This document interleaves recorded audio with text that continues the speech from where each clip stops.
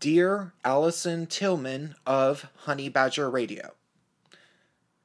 Wow, it sure seems like basically every politically minded, nonpartisan YouTube personality that I followed starting about 2 years ago has been accused of all sorts of nefarious and often unrelated things since the end of December.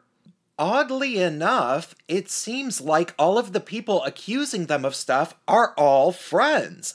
And every time these accusations happen, the YouTubers being accused deny pretty much all of the allegations.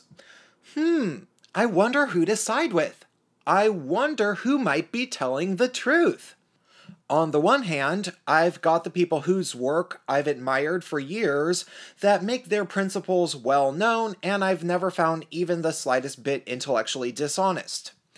On the other, I could take the word of a small clique of people I mostly haven't followed on YouTube who might just be lying constantly and deliberately misrepresenting people for views in an attempt to systematically discredit as many people on YouTube as possible.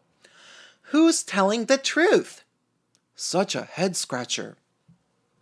Hey Alison, it's Prince of Queens, and part of me wants to give you a super long video trying to explain everything about the exact dynamics of your own individual blood sports encounter. But like most people, I honestly couldn't even really follow it that well, and I doubt you'd be interested in watching me do that. Obviously, you learned the basics about the genre and crowd. These people don't want to debate, nor do they even want to cross-examine you heavily to ensure that your story is legit. Their only goal is to make you look bad, employing often the most juvenile methods at their disposal. I liken it to being put on a stage wearing a white dress, where your hands will be tied behind your back with your legs handcuffed, while an entire audience throws tomatoes at you, and then you're told that the way to win would be to last the entire show without getting stained. And then even if you succeed, they'll just drop a bunch of pig's blood on you anyway. Really, these people more commonly than not rely on guilt by association, logical fallacies that are completely far-reaching in order to entrap people into gotcha moments which generally don't make any sense, and even their most dedicated viewers probably can't actually follow. But these people don't care. They only care about being able to at least say that they made you look bad, even if they didn't really, and they are assuming that a fair portion of their audience will be gullible enough to believe them. And of course, the only people they aren't interested in publicly humiliating at this point in time are the people that have already been initiated into the seeming cult of the blood sports. That's what we're dealing with. But let's make lemonade, shall we? You see, if my words mean anything to you, I think that you won your blood sport, even if numerous people are saying the reverse, and even if you might be doubting yourself. According to me, and according to more than a few people who likely aren't going to say anything publicly, you came out on top. You see, the thing about the internet blood sports is that the only way of winning is not to play. Which is why I don't go on their streams. And trust me, they certainly try to get me. Some of the same people that hosted the stream that you were on this past weekend were trying to bait me onto a stream on that Sunday by tweeting that they were talking about me, and then they invited me like I might care enough to show up, as if I don't already know the drill. I never showed up, of course, because I've been through this with these people. See, I was tricked onto a blood sports stream at the end of December by a YouTuber named Cognitive Thought that you probably have no reason to be familiar with. I was foolish enough to think Cog was my friend because we had once done a 2-part collab video. It was his idea, by the way, and he did all the editing. That's why I did it, for the record. Anyhow, I thought he was my friend, and we had been in several streams together. Lesson learned.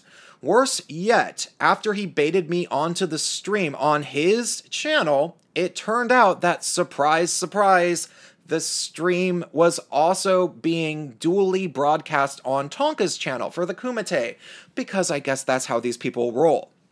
On the stream, Cog decided to interrogate me about something having to do with some friends of mine for well over an hour, and accused me of a bunch of untrue stuff that largely didn't make any sense and I could barely even follow, similar to the way that you were treated.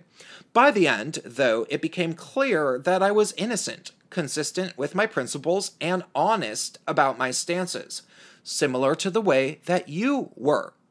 I looked pretty solid if one were to follow closely, if one cares about which people seemed to be acting with integrity and human decency, and if one cares that I was also being ganged up on by not one, but two surprise guests that obviously didn't care about anything besides finding ways to attack me that they largely just had to pull out of thin air.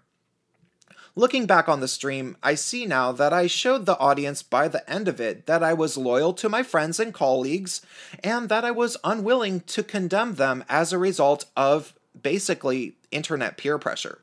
I also proved that I was willing to fairly address criticism of my own actions, and I even proved that I was willing to be the bigger person and apologize about one small trivial detail regarding a personal interaction with one of the people that was ganging up on me. But what did I get for my trouble? Well, of course, the people that do the blood sports streams, who I like to call the usual suspects, ended up saying that I lost that particular blood sport. Which, again, I didn't even know was a sport at all because I thought the guy who baited me onto the stream was my friend. And back in December, nobody knew that the genre blood sports would eventually become an actual diagnosed YouTube disorder. Ever since then, the usual suspects have misrepresented what happened on that stream every time my name has come up, and have gone on to flat out lie about me over and over.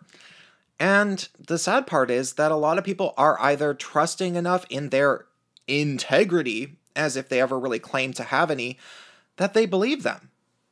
And when I say a lot, it's probably no more than 100 people, but it's annoying when real people actually think that maybe I somehow mess up in some way, you know? Even though very few people do. It's pretty obviously sock puppet accounts on Twitter.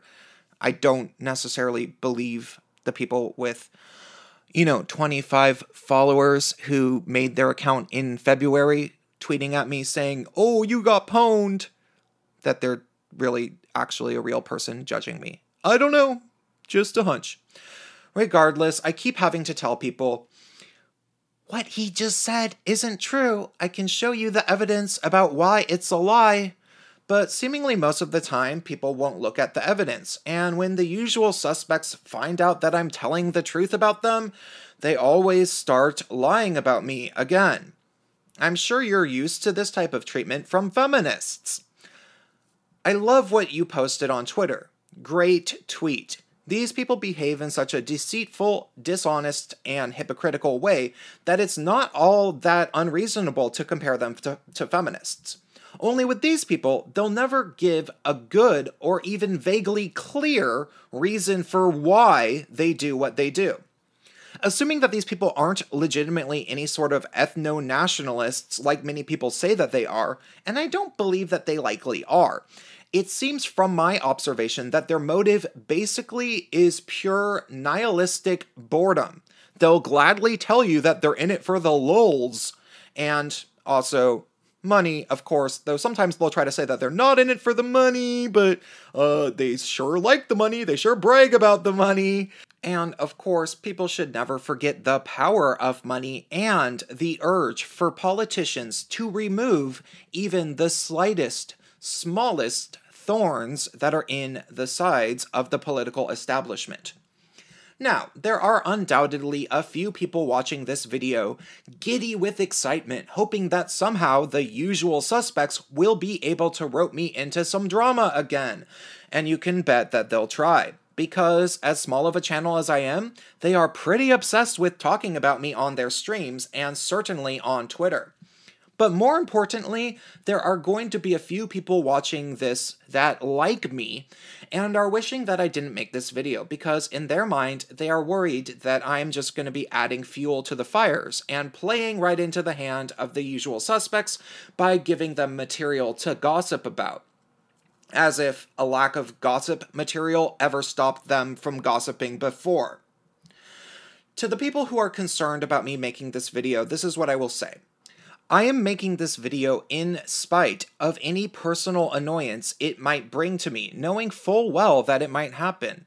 I am making this video because if I didn't make it, I would regret it. If I didn't make this video to show support for Alison, I would be a weaker person. I'm a man now. I gotta do these things sometimes. I am making this video for the same reason I stood up to the intersectional feminists that took over the gay community, despite the fact that my life would have probably been easier if I tried to play by their rules. I am a pretty big fan of Alison and the Honey Badgers. I've even donated money to them, even though I don't know them, simply because I like their show and believe in their work. Like many men will gladly tell you, the information and arguments presented on their show has been instrumental in helping me through some very dark times, which I suffered from when I realized that the gay community had basically been conquered by feminists. You see, Alison's work as a YouTube personality and entertainer goes beyond mere entertainment.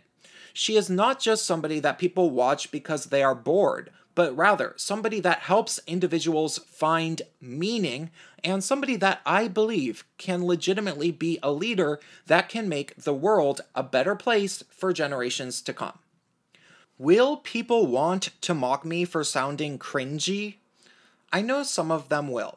The same as they mocked Alison for trying her best to form an emotional connection with Jim and being upfront about her desire to raise money for a cause that she legitimately believes in.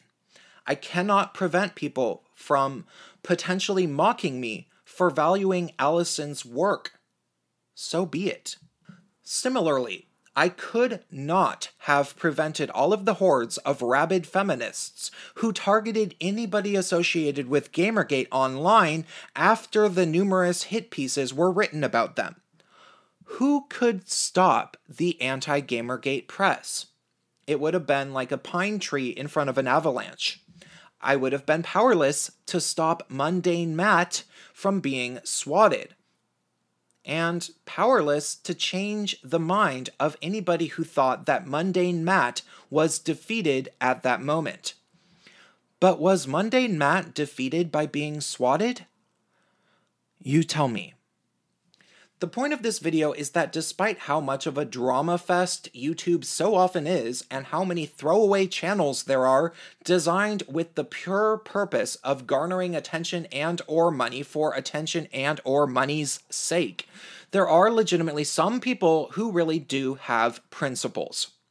Not only do I believe that Alison is one of those people, but I believe that she illustrated just how committed to her principles she really was by appearing on that show, being completely upfront about her intentions, and then after she made her intentions clear, she brilliantly said, "Can I go now?"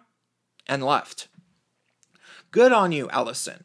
You showed people exactly who you are and what you stand for. And honestly, you did it like a gangster, because it was obviously a massive shock to them to have you come on and refuse to get upset.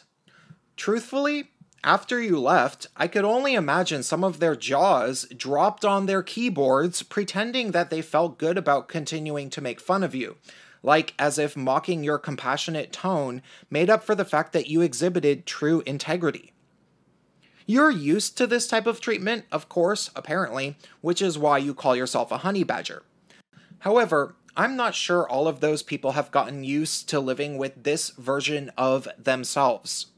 And it has to really sting for at least a few of them to slowly realize what they have become. They'll probably never admit it, of course, because admitting fault or weakness is the cardinal sin of their game. But that behavior is what eats people up inside. And I know you know that, Alison.